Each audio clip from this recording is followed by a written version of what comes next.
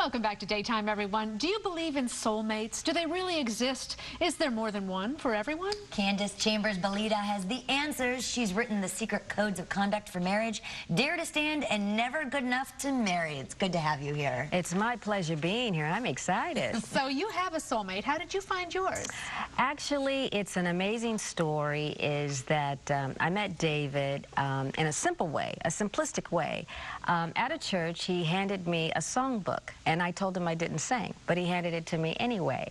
And the funny thing about it was my heart leaped.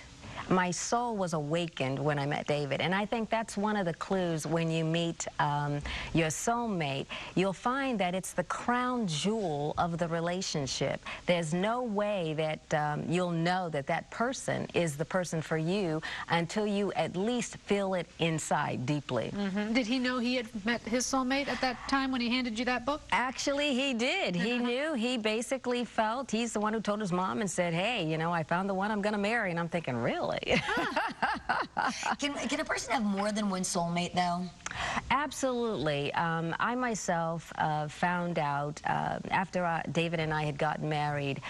David was diagnosed 8 months after we were married with cancer. And they had given David only 2 months to live. And it was heart-shattering and just devastating.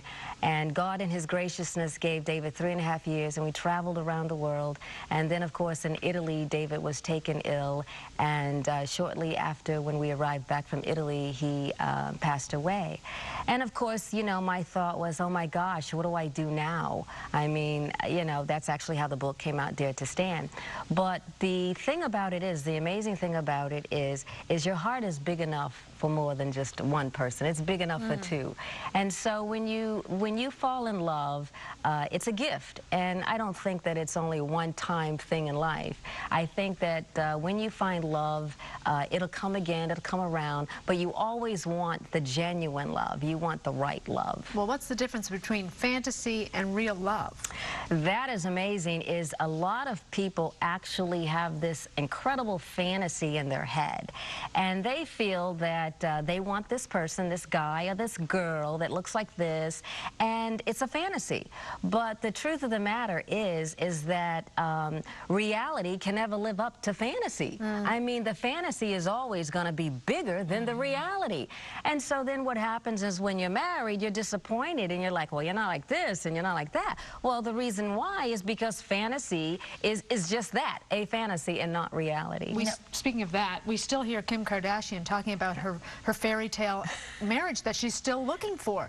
That's not reality. That's not reality. And of course, obviously, the 72-day event kind of proves that, because fantasy is always going to fall short. It's never going to live up to the real deal of what you have. And so it's important for you not to, you know, sort of deceive yourself looking for this fantasy, and just be thankful for the real deal that you get. But the real deal you get is ups and downs in a relationship. Sometimes you love the person more at times than others. You still love them, but how do you know if the person you're with can really handle the down times? I call that the valley.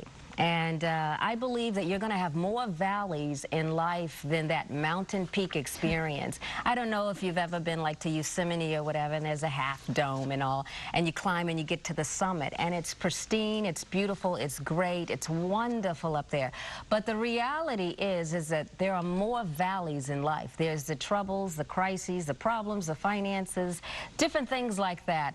And if you're in a situation with a guy or a woman, and they can't handle the valley, and they're just a mountain peak experience person, what is that? You want somebody that's going to last a long time, that's got longevity. And so it's very important to be able to distinguish what you have in the relationship.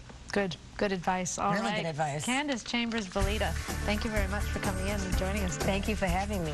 All right, still to come, why now is a great time to pack up the car and visit Orlando. We'll be right back.